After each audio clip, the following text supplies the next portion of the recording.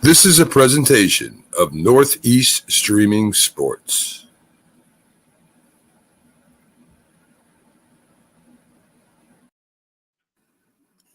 Good morning. You're listening to the Mac and Jack Sports Show on Northeast Streaming Sports.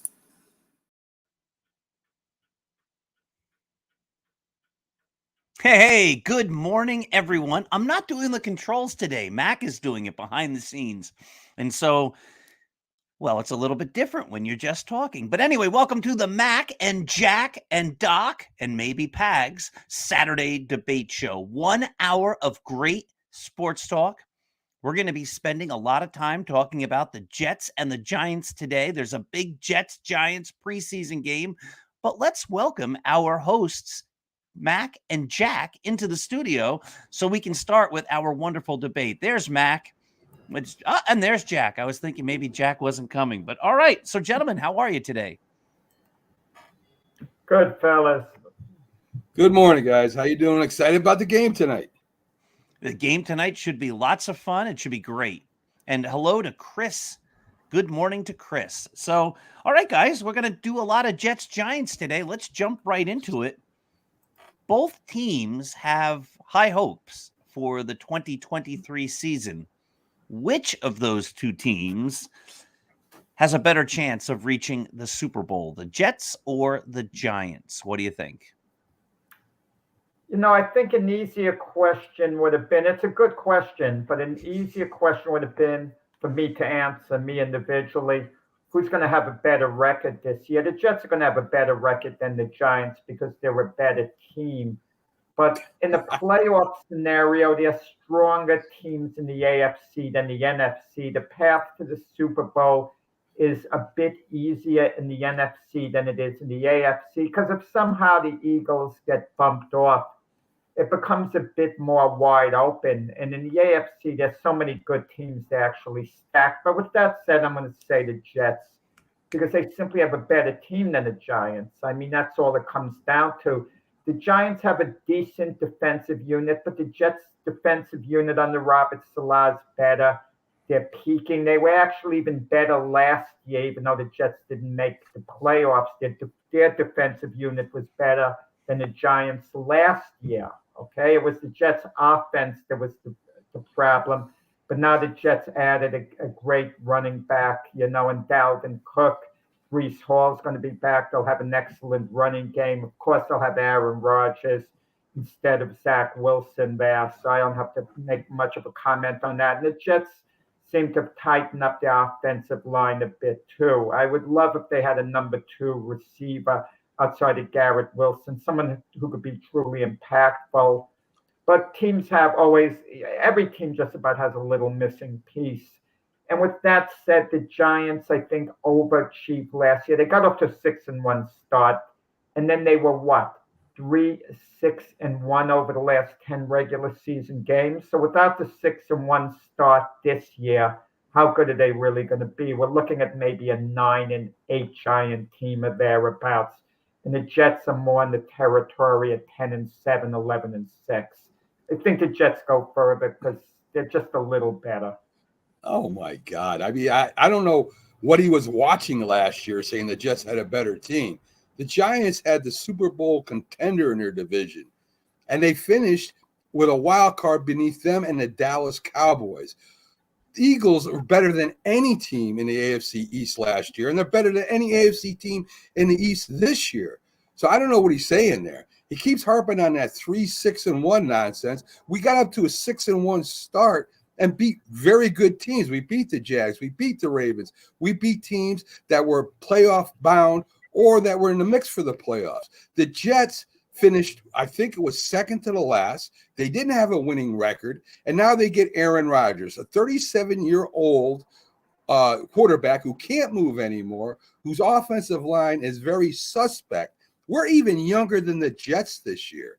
We got younger wide receivers. We got younger cornerbacks, and they're all playing up to their potential, if not beyond their potential this year. I think the Giants finish in second place, and I think they go to the playoffs easily. The only thing Jack got right, was the AFC is better than the NFC. The Jets might finish in last place this year. I don't know where he's going at 10-7 for them. They're not better than Miami. Buffalo owns them, and the Pats are a lot better than people think. I don't even know if the Jets make the playoffs this year. This is all hyper because Aaron Rodgers is there. This is what this – Aaron Rodgers is there. That's why we're going to playoffs. There is no way that the Jets have a chance of making the Super Bowl this year. They won't even win their division. They might finish in last. So as far as what Jack is saying, that's a lot of homer talk in there. That's not real. That's a bromance that he has with Aaron Rodgers. And that's all that is. And that's all I got to say. Jack has a bromance with Aaron Rodgers. That's what's Look going at this. We got nice graphics coming up here. So let's ask this question: who's the better quarterback, Aaron Rodgers or Daniel Jones? I think the argument really isn't even an argument. Aaron Rodgers is going to be the better quarterback. No. Wait a minute, Doc. Over the history, Aaron Rodgers going to Hall of Fame. Last year, who was the better quarterback? That's the question. Who was the better quarterback last year? Was it Aaron Rodgers or Daniel Jones? If you look at the stats and you look where the teams finished last year, Daniel Jones was better than Aaron Rodgers. 2 years ago, 2 years So ago. Daniel Jones has been in the league 4 years, has had 3 bad years and 1 good year. Right. And even last year in the playoff game, they got eliminated against the Eagles. He was awful. He gets a grade of F in that game. They got eliminated. Well, I'll tell you right now. He was playing a quality team. He wasn't over there awful. with a He good wasn't awful. defense. He wasn't awful against the Jets, was he? No, head to head, he beat Aaron Rodgers. He led the Giants to the win over Aaron Rodgers, didn't he? It's like even put him in Aaron Rodgers' class is kind of ludicrous. Aaron Rodgers was hurt part of the year last year. He had this thumb that was off. Wait, he was still okay, even with the injury. Aaron Rodgers won back-to-back MVP awards. That's the past, Jack. We're talking about this year. You know what you're doing? We're talking about this year. We're not talking about chef, 3 years ago. You're a chef. You're the type of guy you could make years of wonderful meals for someone and serve them. And they get one meal that they like more from someone else than one meal you put out, and they'll pick the other chef over you. That's not even a comparison. First of all, the reason why Aaron Rodgers was hurt was because he played the Giants. The Giants are the one that injured him. Am I correct? So I don't remember how exactly. He got that injured thumb in the Giants game. And I think it might have either been Thibodeau that hit him. I'm not sure about that. I think it was Texas. Thibodeau didn't get anywhere near him, as I remember. He doesn't get near many people. The question is not Aaron Rodgers and the Green Bay Packers, are they going to the Super Bowl? The question is Aaron Rodgers and the New York Jets, are they going to the Super Bowl? And it's definitely a no. The Giants, if something happens to the Eagles, I think can give a good game to, if not beat the other teams. They have the better shot of getting the Super Bowl. Their Jack is right. Well, the AFC is going to be harder come playoff time to advance than the NFC. That we both agree on that point because the AFC has more quality teams. I agree with that. You keep saying the Jets were terrible last year, and they were, but the Jets got a new quarterback, and they got one of the great quarterbacks in the history of the NFL. Agreed. And we've seen over the last number of years that age doesn't necessarily be a factor if the guy is a great quarterback and he knows how to lead a team. We saw Tom Brady, much older than Aaron Rodgers is right now, lead his team to a Super Bowl victory. So, I mean, Aaron Rodgers in Tom Brady years is still quite young at 37. There's no reason why he couldn't lead the team. Plus, the Jets went out and got themselves a running back. They had, as everyone says, they had a pretty good draft and they have a really good core. So I guess the question would be, you can't really look at last year's Jets team because the team is so radically transformed. And they have a guy who didn't have his greatest year last year in Aaron Rodgers, but was the MVP the previous 2 years. So I think there's good reason for Jets fans to be excited. On the other hand, the Giants, as Jack pointed out, had a tough second half, and Daniel Jones before last year, everyone was even questioning whether or not he should be even the Giants quarterback. Yeah, So we've also seen histories of guys come out of nowhere or have that one career year. Is it not possible that the best we've ever seen or ever will see out of Daniel Jones was last year? Like that was when he peaked, and he really is more the quarterback we've seen the previous years. Well, I have to cut in because both of you made a mistake, and I hate to say this because it does put down Aaron Rodgers' chances of a big year a little bit statistically in your eyes. Max said he was 37, and I thought, wait, he's 39, not 37. And you said he was 37. He's 39 actually. Fair enough.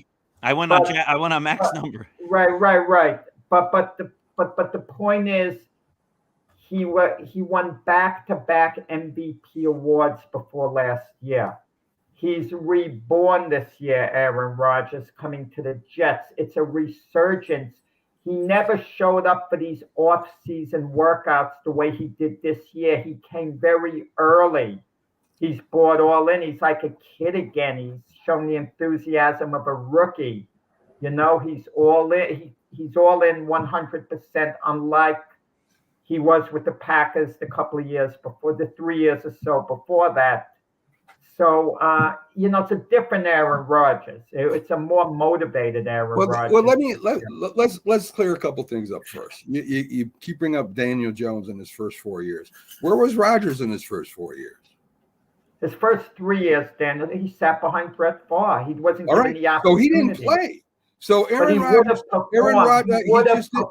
he didn't. He didn't play, and you don't know that because he didn't play. So he didn't play for 3 years. We know that he would have performed because he performed his whole career after. You don't know that. And as a rookie, you don't know how good he would have been. You have no clue. There would have been some growing pains. There might have been. And then if they change coaches every year after that, there still might have been some growing pains. Second thing, Dalvin Cook is nowhere close as good as Saquon Barkley. It's not even a competition. Saquon's younger. No, he's not. But when you put Breece Hall and combine him with Dalvin Cook, it's two quality running backs, top of the line running backs compared to one. Well, that might be, and I don't know how the rookie giant running back is going to play in the regular season, but he's looked good so far. I think that everyone looks good in the preseason. They're playing third stringers. They're all going to look Jack, sharp. the only thing I can do is go off John of what Carlos I see. Stanton's going to tear up pitching in the Penn League if you let him play that in the exhibition. I don't know about season. that. I think he'd strike out a lot, in my opinion, on that, Jack. But anyway, I'm telling you right now, guys, and you're going to see when the first play the first, which will happen in the beginning of the game we're going to. Don't be surprised if the Giants are up 10-0 when they change. Who cares? It's an exhibition game. I care. That's why I'm that going to the game. I said when the first play the first. When the first string is against the first string, do not be surprised if the Giants are up when they change to the third stringers. Don't be surprised. That's all. Mac, these exhibition games, they're just working on things. Does every team want to win? I guess as a competitor, you want to win, but they don't care that much. The coaching staff doesn't care that much. The whole thing is the regular season to be ready for. And it's like a sparring session during boxing. The idea is not to win, to just sharpen up. Jack, and when the receivers start dropping the ball and Aaron Rodgers starts getting hit, we'll see how in love he is with New York, how happy he is, how born again he is. Because Aaron Rodgers is a 39-year-old quarterback, and I can't compare him to Tom Brady. I mean, maybe you can. I can't. Tom Brady's better than Aaron Rodgers. So, and they're two different style quarterback stock. You got Tom Brady, who gets the ball off fast. Aaron Rodgers likes to hold the ball and throw it deep. Bill Belichick wanted to get rid of Tom Brady at the end. That's why Tom Brady moved on. They thought Tom Brady was have to do?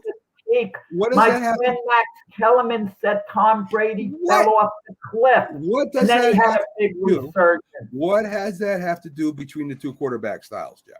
Let me bring this up because Jack just made an interesting point. Say Daniel Jones is better than Aaron Rodgers? Are you kidding me? We'll see this year. I mean, this year. We're talking. He was better last year. Let's see this year who's better. That's what I'm saying. Jack makes an interesting point. Right.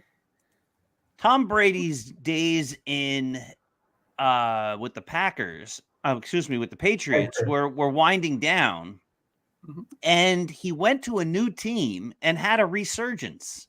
Had this sense like, you know what, I've got to do this one more time. I have my legacy on the line.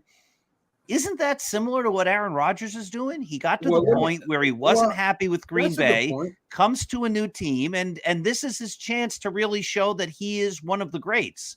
That's a good point. But Tampa Bay, at that time, when Brady wasn't there, they went to the playoffs. Tampa Bay were 7-9 the year Brady got there. They were 7-9. Jack, listen. They didn't go to any playoffs. They had a losing record the year before he got there. Listen, the year before, I'm not saying the year he got there, Tampa Bay had a good team. They had a veteran team. They weren't a bunch of young kids. They were 7-9. He joined the team that was 7-9. He joined them in the off season. They were 7-9 the year before. Tampa Bay was not the New York Jets. The Tampa Bay had a very good team. 7-9, very good team. Okay, they were competitive. They were experienced team. They were 7-9. The Jets are a young team. I think you think one player. I think you think one player wins games. That's not how it works in football. Aaron Rodgers. It does if it's the quarterback. No, Aaron Rodgers. The quarterbacks do not win games, Doc. Teams win games. Right. But if I'm going to go outside and play football, and I'm going to put Zach Wilson as my quarterback, right? Or I'm going to put Aaron Rodgers as my quarterback, the exact same group of people. The team with Aaron Rodgers is going to win much more often than the team with. I don't disagree with that. What I am saying is that the defense, the special teams, has nothing to do with the quarterback. That's correct. I agree. Of course. Okay, so if I don't care who you got as a quarterback, if your special teams stink and your defense stinks, Thank you, Matt. Thank you. And Aaron Rodgers' last playoff game, the year before last with the Packers, the Packer special teams fell apart, and that's what was the reason the 49ers beat them. The 49ers beat him because they beat up Aaron. 49ers were all over Aaron Rodgers the whole game, Jack. And their defense was all over the Niner offense, but it was special teams that was the difference in that game. Yeah, that's a good point. It's a good point. All right. So obviously, this is one that's going to play out over the course of the season.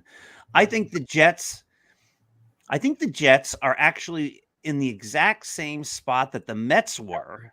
Jack's not going to like this, but before the season, the Mets invested in a couple of old, great pitchers and hoped that those old, great pitchers would be enough to take the team over the hump and make them competitive and hopefully a World Series team.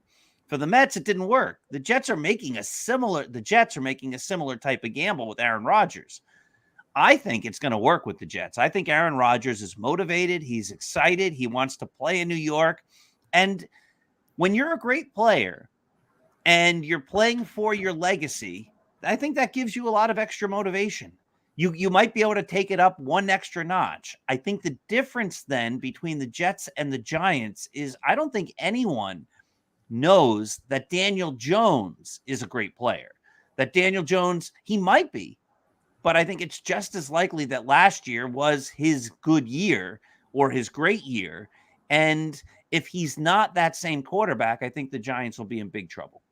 Let me just say about the old pitchers that didn't work out for the Mets. Max Scherzer and Justin Verlander, they're doing just fine at the moment since they left the Mets. They're pitching well, actually. Yeah, they are. Jack proves my point. It's a team sport. Teams are wins and losses. It's not individuals. And John Riggins is not starting for the Jets, just to let you know. Yeah, and he's not. There's no Riggins? I'm not going to the game then. If Riggins isn't there, I'm not going. You guys kept talking about Aaron Rodgers. It was a Jet-Giant question, and my point was, I said the Jets had a better defense than the Giants. That was my point. I was trying to last year. You guys kept wanting to talk about Aaron Rodgers. Last year they were. We'll see about this year. That hasn't happened yet. Last year they had a better defense. Jets had a great defense last year, in my opinion. But this year we shall see. So let's keep arguing. Let's keep arguing about the Jets and the Giants.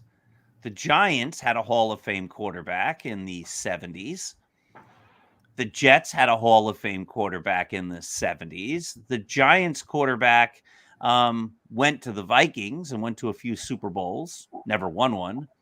The Jets had their quarterback basically for the bulk of his career. He took them to one Super Bowl and he won it. How does history judge Joe Namath and Fran Tarkenton? Which of the two is the better all-time quarterback? Well, if you're going to go off stats, just stats alone, Fran Tarkenton beats him hands down. He's like double his yardage, double his touchdowns. He played a little longer than Joe Namath too, and he played for the Vikings, as you say. So it's kind of unfair. It's kind of unfair in a way to judge that. Joe Namath, led the Jets. Led him. He didn't win it, but he led the Jets to a Super Bowl victory in one of the most important Super Bowls of all time. So I give him credit there. Tarkenton kind of revolutionized the quarterback position. Namath was a quick-armed quarterback, sort of like a Dan Marino. He could get the ball out of his hands very, very quickly when he was younger. So it's kind of unfair to judge him against the Minnesota versus the Vikings. But the Vikings did not win a Super Bowl. So, I mean, what is it? Is it Jim Kelly, or is it, say, John Elway, who's the better quarterback? At least Elway has a couple of Super Bowl wins. Kelly doesn't have one, but he did go to Super Bowl 4 times. So I think that's what it comes down to. What are you talking? Are you talking getting to the Super Bowl, or are you talking about winning the Super Bowl, or are you talking individual stats? And I'll give you all different 3 answers. Well, I'm going to say, Mac, I'm a little surprised of the answer. I thought for sure you'd say Fran Tarkenton. And I don't want to hear the nonsense about, one player has these many championship rings and the other doesn't. That's childish stuff. I mean, that's things that kids should do. Fran Tarkenton had the better career than Joe Namath. Just had the better career. If we're going to judge who is greater based on career achievements, it's Fran Tarkenton. If we're going to judge on peak value, I think you have to say Joe Namath, because I lived through it. I saw both guys play at their peak, and there was talk of Joe Namath at one point maybe being the greatest quarterback of all time when he played. Remember, that's before Montana, Brady, et cetera, and that's before Dan Marino. So there was talk, was Namath greater than Unitas amongst who was the best of all time? So when Joe Willie had it all going, he could move the ball a little better than Fran Tarkenton, a little more dynamic. He was the deal breaker. The Jets even said, we can't win without Joe Namath. And it was proven. Whenever he was injured, the team collapsed. So I think if you talk peak value at their very best, it's Joe Namath. But for career achievements, it's Fran Tarkenton. And I'll tell you, if I could only put one in the Hall of Fame, one or the other, I'd probably put in Fran Tarkenton, believe it or not, because he did have the greater career. But at their very, very best, you got to go with Joe Namath. Yeah, I think those are fair answers. Joe Namath obviously is the more iconic of the two players, right? Joe Namath was bigger than life. Joe Namath was a superstar's superstar. He was the Muhammad Ali of football at the time, right? Like everything centered around Joe Namath. And Fran Tarkenton was just a very good quarterback, a great quarterback, but he wasn't someone who transcended the sport. If you had asked a common person on the street, like, who's Fran Tarkenton, they probably wouldn't know. But if you had asked the common person on the street, who's Joe Namath, everybody would have known Joe Namath. So iconically, he's a bigger name, the better player. I think you both hit it on the nose. Had to be Fran Tarkenton. What really was a big compliment to Tarkenton, Terry Bradshaw talked about when they were going to go up against the Vikings in the Super Bowl, and the Steelers beat the Vikings pretty handily that game. They said we were going up against the great quarterback Fran Tarkenton. So when you get another Hall of Famer saying that about you before, saying this before the Super Bowl happened, pretty high compliment coming from Terry Bradshaw. I think Tarkenton was the inventor of the West Coast, believe it or not. I mean, he threw on timing. He threw to the tight end a lot. He threw it to the backs coming out of the backfield a lot. When he did scramble, he had to scramble. He really didn't want to. He had to, especially with the Giants because they didn't have a good team at the time. But he did elevate the Giants. He did elevate them. They almost made the playoffs. They got beat by the Dolphins in 72, as a matter of fact. And that would have been, if they beat the Dolphins that game, they would end up going to playoffs. So he did take a bad team and make them better. And that was one thing I loved about Tarkinen too. Yeah, when you talk about peak value, people don't understand. I'm going to defer just to baseball. Willie Mays, Mickey Mantle. That was a great rivalry that I had growing up as a kid. Who was a greater player, Mickey Mantle or Willie Mays? Now you can't find anyone who would say Mickey Mantle was greater than Willie Mays. Everyone would put Willie Mays ahead of him. But because there was a certain point when Mickey Mantle fell off the cliff and Willie Mays continued. But if you take the two of them at their very peak, if both of them were 100% healthy, and they can give you their very best for one season, and both were 100% healthy, if you said Mickey Mantle was the greater of the two, there would be nothing wrong with saying that, because he very well may have been a hair ahead of Willie Mays at peak value for one given year or 2 given years. Even Mickey Mantle, who was modest himself, they asked him once to make a comparison, and he said, well, for a couple of seasons when he was at his very best, he's not going to say he was better than Mays or Aaron, but he said, I was just as good for a couple of seasons. But that's what we're talking about, peak value as opposed to career. Fran Tarkenton was better than Joe Namath for career, but peak value kind of shifts the equation. Yeah, I'm just looking at WAR. You can make the argument. Willie Mays' greatest year, he had 11.2 WAR. Mickey Mantle's greatest year, he had 11.3. Mantle's second best was 11.2. Mays' second best was 11. I mean, that's basically a statistical dead heat. But the argument being, like, which of the two was better? I think you could make a fair point that Mickey Mantle was at least on Willie Mays' par, right? They were equal. I'm looking at OPS plus. Willie Mays' best year of all time was 185, and Mantle's, if you look at OPS plus, Mantle was actually a better hitter. Of course, Mays was probably the better defender, but Mantle had 1, 2, 3 years in his career where his OPS plus was over 200. Mantle had a 221, a 210, and a 206, and Mays' best was 185. His best were 185, 175, and 175. So I think it is fair to say that at their peaks, you could make an argument that Mantle was as good or better than Willie Mays. That's fair. I'd take either one on my team, that's for sure. Yeah, right? Absolutely. Not about that. All right, so let's talk about injuries, because injuries are a big part of football. They're a big part of sports. People would say that if Aaron Judge were healthy all season, maybe the Yankees would have played better. I think that's a dubious claim, but I think you can make the claim. He missed a lot of time, and the Yankees played poorly when he was out. Of course, he came back, and the Yankees played poorly with him being back. So I think that hurts that argument. But here's the question. Should the NFL ban any player that has a severe medical condition or has been severely injured from playing in a game? Should the NFL do that? What do you think? Of course they should ban him. This isn't the Wild West. If a guy has a concussion, he should be allowed to play and die on the field, and there should be no rules. Who needs team doctors then? If you have a team doctor, what are you going to say? Just patch him up and send the player back in? I mean, come on. You have to have, medicals for the well-being. Guys are going to suffer serious injuries. There's got to be management of the sport. Well, I think the question is, should the NFL ban them or should the team? Well, let me give you a for instance, right? Damar Hamlin. He almost died on the football field from a hit. Now, I don't know. I'm not sure what the diagnosis was. Was it because of the hit, or was it because he has a medical condition? I'm not sure.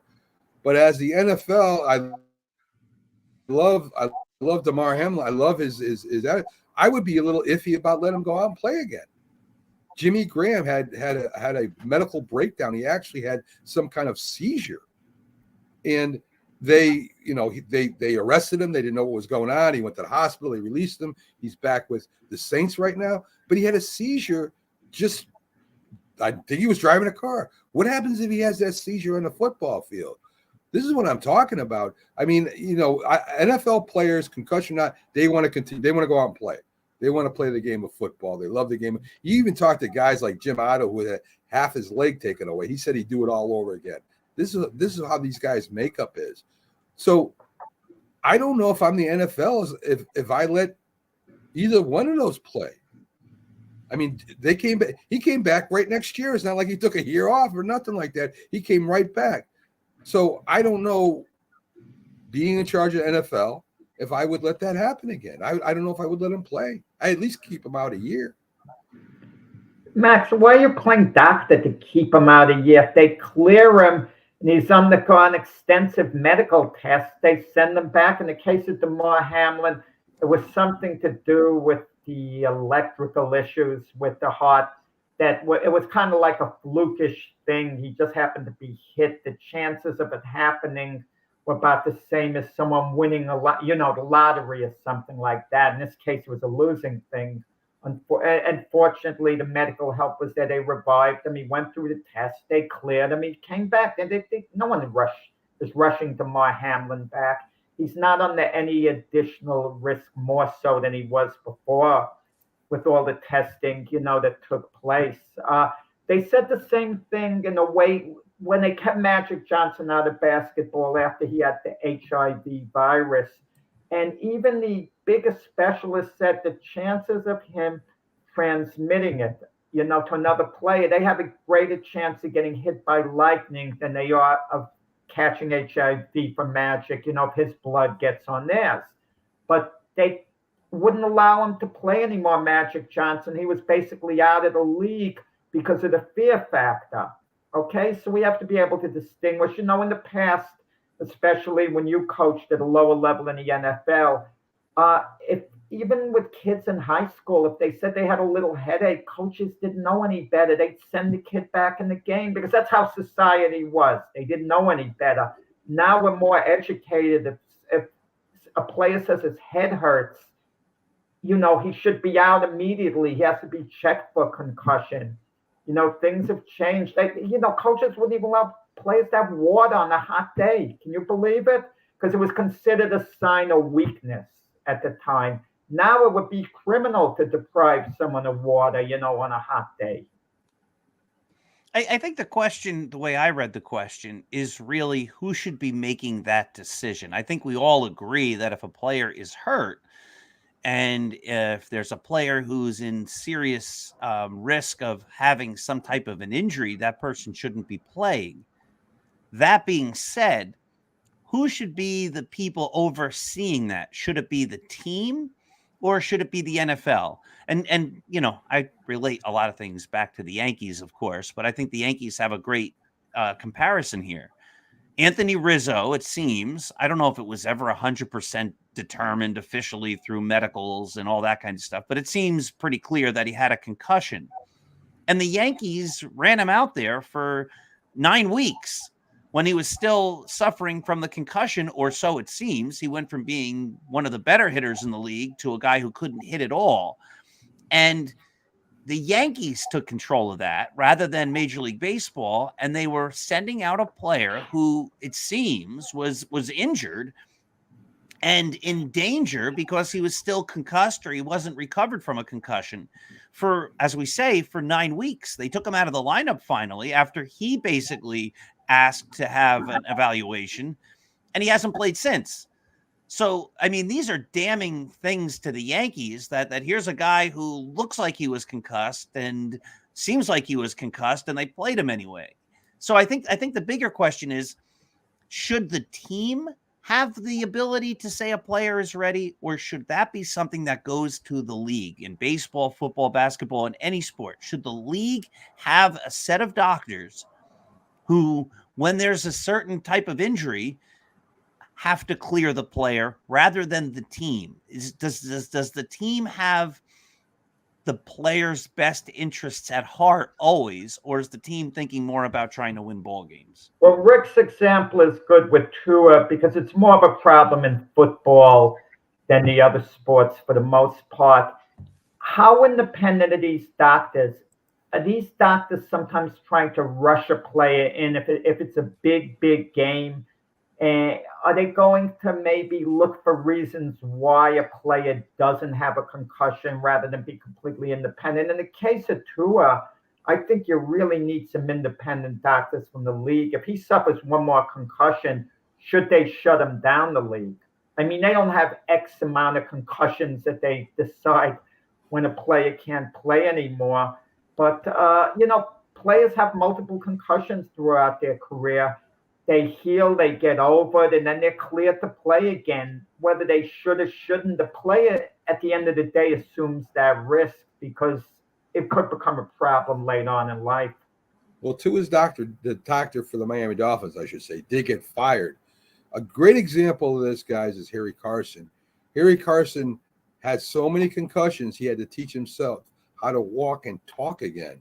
And I mean, you imagine that, not being able to express yourself anymore. He actually had to go in therapy, and it took him years to be able to speak properly and to walk right and stuff like that. And that's why there was so many lawsuits. Tua, I think, is a great example. I mean, if he does get another concussion or worse, I mean, who are you going to blame? Are you going to blame? They did replace Miami's doctor. So, I mean, to me, the league should take control of stuff like this because the team isn't going to get sued. The league's going to get sued, as they found out. Right. So the question is, should the league have the final say on these things? Should there be a independent medical examining team for Major League Baseball and for the NFL and for the NBA that looks at these guys independent of what the team says? Definitely. And determines whether or not a player should be coming back? Because the team, again, Tua kept playing with concussions, and Rizzo played with a concussion. The Yankees had Jose Trevino play half a season with the wrist that it turns out needed surgery, and he's out for the rest of the year. And they just kept running him out there. At what point does the league have to make sure that the team doesn't put the players at injury, because the team's interest oftentimes, or at least sometimes, or at least we've shown a few examples, isn't necessarily the health of the player. It's putting the best competitive team on the field to try to win, no? Yeah, but a lot of times it comes down to the player. They have to inform the team that they have an issue. Like you mentioned, Anthony Rizzo finally saying it to the Yankees because he struck out 5 times in a game. If he hit 5 ground balls, chances are he wouldn't have reported it in. But 5 strikeouts was extreme, so something was obviously wrong. But the league can step in only at a certain point. I mean, they can't be searching for players with concussions. It's got to be a very obvious case for them to step in, like in the case of Tua. No, wasn't the case with Rizzo obvious? When he had 5 strikeouts. He became the worst hitter. It wasn't obvious because it took weeks for it to come to the surface. No, but there were people immediately, Yankee fans, Yankee writers, saying, like, this guy's not right. He went from being the best hitter or one of the better hitters in the league to the absolute worst hitter immediately following a collision with a player's hip and his head. And he couldn't get right. It happens. Guys don't hit. What are we going to do?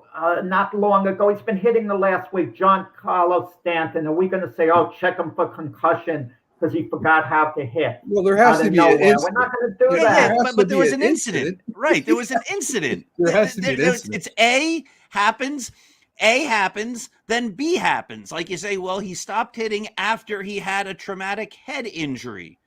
There's a couple points. One, Jack has a point, especially with the players that aren't the best players on the team, right? The ones that want to make a team or want to stay out there.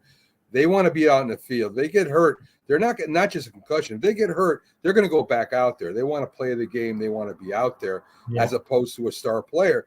And it would cost a lot of money to review a lot of hits for the NFL, Major League Baseball, soccer, whatever the sport is, you would have to have some kind of panel or review or some kind of agency. I don't know what you would do there. It would cost money, and maybe that's why the leagues haven't done it yet. I wouldn't know. I can't see why they wouldn't. We do instant replay. We're going to make sure everything's right. We'll make sure everything's right with the players too. So it can be done. It just would cost a lot of money. That's for sure. Jack, don't they do it in boxing? Don't you have to have an independent panel give a guy a boxing license? No, that's commissions. And when a guy suffers a knockout, he's banned from boxing for a certain amount of time, either 90 days, 120 days, 180 days. It depends. But it's a bizarre sport. If a guy doesn't get knocked out, he gets hit with a lot of headshots and he goes the distance, it's not considered a knockout. So chances are there's no suspension, even though he may have gotten more damage by going the distance and getting knocked out. A lot of times getting knocked out early in the fight actually benefits the fighter getting knocked out as far as long-term effects. If he goes rounds and takes punches, that's worse than getting knocked out and stopped early in the fight. Yeah, understood. But what if that was a rule in baseball? If you have a concussion, you're out for 2 weeks, no questions asked. Yeah. But I don't know. But it depends as a healing process, and people heal differently. Some could come back sooner than others. Right. But just like some guys come back sooner than they might be ready if they're on the 15-day injured list. They might be ready after 7 days, but you have to give them the 15 days. Let me say this. Years ago, and we're talking about 15 years ago or so, I'm at a medical convention, okay? I happen to be on the board of directors of boxing medical group. We're talking about boxer suspensions, And I just brought up the NFL to one physician in a private talk, a physician with a certain amount of clout, okay? What about the NFL? Guys get a concussion all along. These guys can't afford to take off 90 days. He says there's too much money involved. So that's the NFL. There's an urgency to get the guy back in the game. In boxing, you can take off 90 days. You can recover. You're not going to be fighting for about maybe 6 months anyway. Right. Okay. But in the NFL, you got to get back in as quick as possible. It seems like a rush job. No, that's my question. Shouldn't there be a panel then that makes sure that that doesn't happen? Suppose Aaron Rodgers got a concussion, right? That would hurt the Jets. Any starting quarterback, for the fact of the matter is, if they got a concussion, they might lose the next couple games. That's just the way it is, depending on how long. Well, hypothetically, Mac, let's say, I hate to mention by name, Aaron Rodgers had a concussion tonight. Let's hope everyone gets out of this game as healthy as could be. Sure. The ideal situation would be that he doesn't come back and play till around Thanksgiving. In all rights, if he had a concussion, he shouldn't have any type of contact. But chances are, he might miss only 1-2 games at most. Yeah, I agree. So I think it's a fair question that maybe the league has to assume some responsibility to protect the players and the teams from themselves. The league does assume responsibility because they set up the new stricter guidelines now with concussions, with players coming out of games. So the league has tried to get involved. Everyone likes to attack the commissioner, Roger Goodell, but the league is trying to do things, but it's not a perfect situation, unfortunately. Because the league set the rules, but the teams make the determination. And there's all sorts of, because there were a lot of discussions with the Anthony Rizzo thing with a lot of experts. There's a lot of problems with the protocols that the leagues are using regarding concussions. Like there's ways to rig the initial tests so that if you do get concussed, that when you take the test, when you're not necessarily 100%, your statistics don't end up looking as egregious because you did a poor job on the initial test to set the baseline and things like that. So it's an interesting question. I don't know what the answer is, but it sure does seem that teams and players put themselves at risk, and teams put their players at risk. And if there was an independent panel of experts that the leagues use to determine whether or not a player was ready, that might protect the players and the much more than themselves or the teams. Who knows? But it's something to think about. All right, let's move to a different sport, baseball. They've both been terrible this year. It's been a disaster for the Mets. It's been a disaster for the Yankees. It's possible both teams will finish in last place. Who will be better next year, the Mets or the Yankees? The Yankees. The Mets will find. Yeah, the Yankees will be. Listen, who's going to be better this year? That's the crazy part about it. What are the Yankees, like 4 games under 500, I think, and the Mets are like 11 games under 500. As disastrous as this year's been for the Yankees, and I'm very surprised. I mean, I thought they were going to actually go to the World Series and lose to the Atlanta Braves in the World Series. I could still save face because I picked the Braves to win the World Series, but the Yankees might actually have a better record than the Mets this year. Think of it. And this is the Yankees at their worst. Steve Combs not going to go crazy in the offseason and make these wild bids on players. And now I'm starting to think I wouldn't go crazy over going after Ohtani. From a baseball win and lose perspective, it's not a good thing to give him that 10-year contract. But from a marketing thing, if you can make money off the Ohtani name, go for it. You know, if it means you're going to come out ahead revenue-wise, then I'm good with signing him.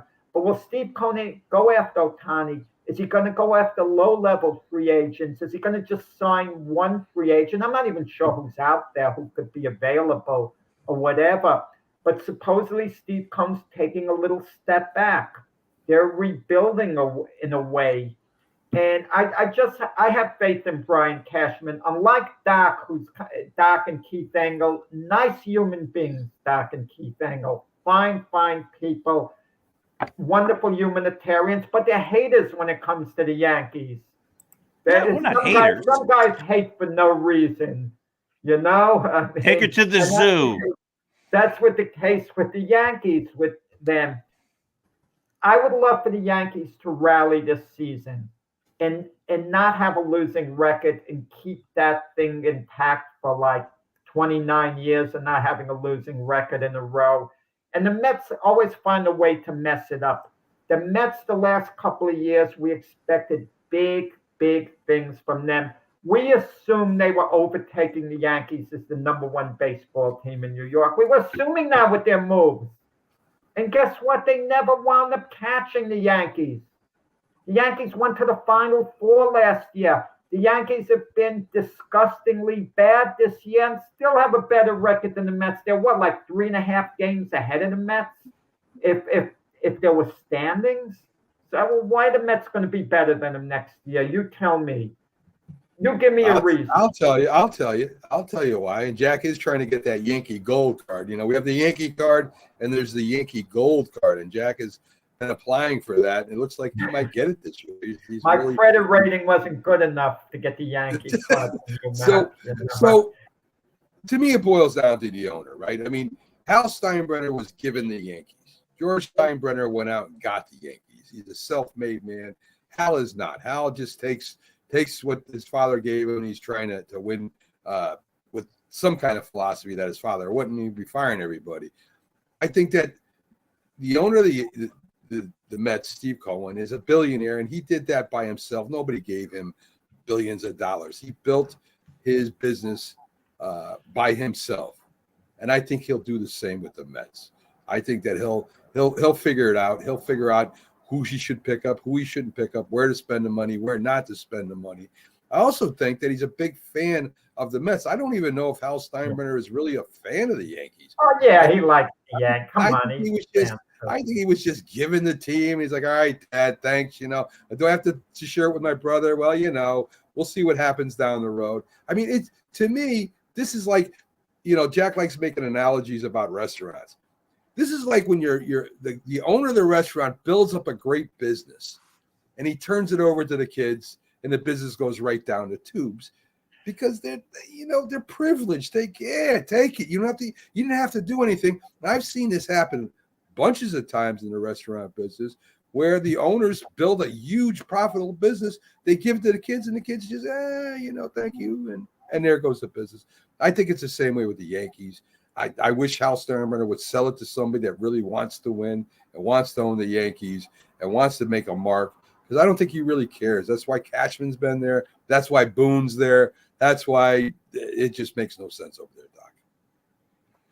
Yeah, I don't disagree with anything Mac is saying there. The Yankees, George Steinbrenner fought hard. Again, a lot of faults, right? Like I'm not going to get into, was he a good owner, a bad owner? Was he a good person, a bad person, whatever. The Yankees won because his focus was on winning. That's all he seemed to care about. I want the Yankees to win. We don't see that same passion from Hal Steinbrenner. That's we'll do what we can. Brian Cashman was a very good GM for a long time. But like anything else, people have a term limit. People have an expiration date, and he hasn't been a good GM the last number of years. Would it be nice if the Yankees had a great last couple weeks of the year and they finished over 500 so they could have a hollow victory and go, yes, we were over 500? Sure. I guess that would be nice.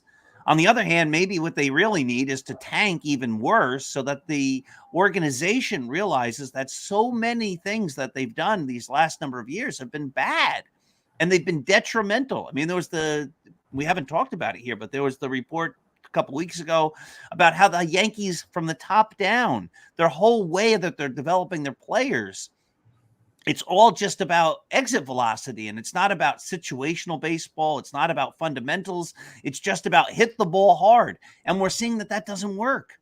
And the kids who are coming up, that's the only way they seem to know how to hit. Anthony Volpe is a .215 hitter this year, but he's got a lot of home runs for a rookie. He's got a lot of ribbies for a rookie, but he's not a very good major league hitter right now. And that could be probably because that's the way he was taught through the organization. And if that's the case, old habits die hard. And I don't think the Yankees are on a path to be going up next year. I think the Yankees right now are on a path to go the wrong way. And if they bring back the same decision makers who made this mess, that's not going to make them better. That's going to make them continue in the path that they're on. And so I think the Mets, who have an owner who really does seem to care about the team and winning and may have a better vision, I think the Mets probably have a better chance to be a better team next year than the Yankees. Okay, I mean, I can understand what you're saying, but in the off season, the Yankees are going to make certain moves. They're not going to quite come back with the same cast. Brian Cashman did have a bad season. This is the worst season of his career. They did need a left fielder, and they were kind of counting on Aaron Hicks and Cabrera to nail down that position. Cabrera was iffy, but he's the type of young player who, Doc, you complain about who the Yankees should give a chance to. They gave a chance to Cabrera. He's ordinary, okay? He's ordinary, but again, Cabrera, this latest Cabrera, he's not the answer for left field. He might be a piece as a utility man to bring in to keep on the roster, perhaps, but he's not the answer. Aaron Hicks still had 4 years left on his contract. We were hoping he could wage a comeback and be the player he was when they signed him to that contract for the 7 years, $10 million a year. And he wasn't. He kind of flamed out, and then he had a little bit of a resurgence in Baltimore. He played well for the Orioles till he got injured. And, the Yankees had certain players they let go of. On the Cubs, Tauchman is playing really well for the Cubs, in their outfield there. He's been a really good contributor. How the Yankees could have used him now. I mean, sometimes we get guys who don't work out here, and I don't want to hear the pressure in New York. It's maybe the way guys are being used. My concern about the Yankees, they're getting old. Yeah, they are. Giancarlo Stanton, it looks like an ancient relic out there. So what I would do with Giancarlo Stanton, he's young enough. Any player's young enough. Any player who's even in the early 40s, they can work hard. Think of runners, Doc. You're a marathon runner who runs hard. You can work them out hard and increase their energy level. Giancarlo Stanton needs to be put in the field, work him hard. He's not a bad outfielder. He's Yes, really he is. not. He's a statue now. He's Well, terrible. he's not in Well, shape. He doesn't look in shape. Jack, when Stanton walked around the bases and let himself get tagged out, he's all done. To me, he's done. Yesterday he was on second base. He shouldn't be playing baseball for the Yankees right now. He should have been let go right then. Whatever you got to do to him, put him on the IL, get him out of the equation. Just throw the money away. Just throw the 25. But that's why the Mets are going to be better, because the Yankees have all this money tied up in Stanton, and they're not going to eat it. Listen. He does not belong playing baseball anymore. Yesterday he was on second base. There were 2 outs, I believe, and I think it was Volpe who had a bloop single to right, and he couldn't score. He couldn't score. Again, I play in an over 35 league, 2 over 35 leagues. I'm telling you, on that play with guys who are not professionals, everybody is scoring, or at least they're going to try. Stanton barely got to third. I mean, that's unacceptable. Doc, why should he? He's making a lot of money. He doesn't have to. That's the attitude he has. And there's no accountability with the Yankees. I don't want to get hurt. Come on, man. So you're saying the Yankees, who are due to pay Stanton through 2028, okay? Because he has an option on the 2028 season. And let's say they front-loaded the contract. I don't know the numbers, but let's call it $20 million a year conservatively. So you're saying they should basically pay him $100 million to go away. Take your $100 million and leave. We don't want you anymore. Because another team's going to give you hardly anything for Stanton. I think he's tradable. What? I think he was tradable at the trade deadline. I think you have to get creative. You might have to attach some young players with him. But we always hear about all these untradeable players who then get traded. No one's taking on his salary. That's the bottom line. That is not happening. No one is doing it. We hear that all the time. Remember David Price? Oh my God, he's overpriced. He was a pitcher. He was terrible, and they traded him. You might get a team who might, if the Yankees give him some prospects, might agree to pay Stanton maybe $7-8 million a year. Okay, well, so then over 5 years, $7 million is $35 million the Yankees aren't paying.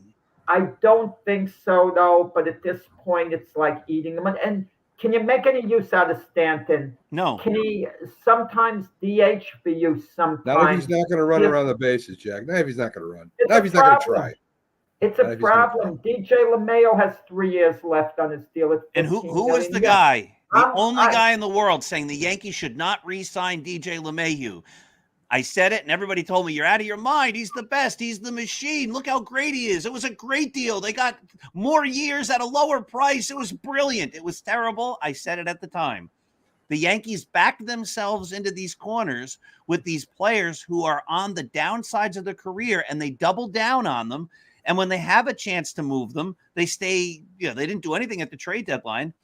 Look, the Yankees have made a lot of mistakes these last number of years. Point is, I think the Mets are in a better position then, because of all the mistakes and the contracts that the Yankees are tied to be better next year. I think so too. Okay, well, we'll see. We'll see. They haven't caught up to the Yankees yet. It did this year, Jack. It already caught up to them. They didn't catch up. They're 3.5 games behind. Oh my God, Jack. They're going to finish in last place. Might as well call this 1971 all over again, or whatever year it was. Terrible. The Mets are behind the Nationals in the standings. I don't care. Last place, the Mets. So well, at least they got an owner who gives a damn. That's all I know. Oh my goodness! Hey, gentlemen, I will see you both at MetLife. Yes. That's not MetLife Stadium, whatever it's called now. What's it called? It is. It's MetLife Stadium. Yeah, MetLife Stadium. Yep, and there's a giant. That's what's going to happen, my friends. Right there. Hey, if you're at the game, try to find Mac, Jack, me, Mac's wife, Mac's sister. We're all going to the game thanks to Byron Williams. We're going to have a great time at the Jets-Giants game. Aaron Rodgers is going to throw a touchdown on his first possession. You wait and see. Gentlemen, I'll see you in a couple hours. All right. Guys.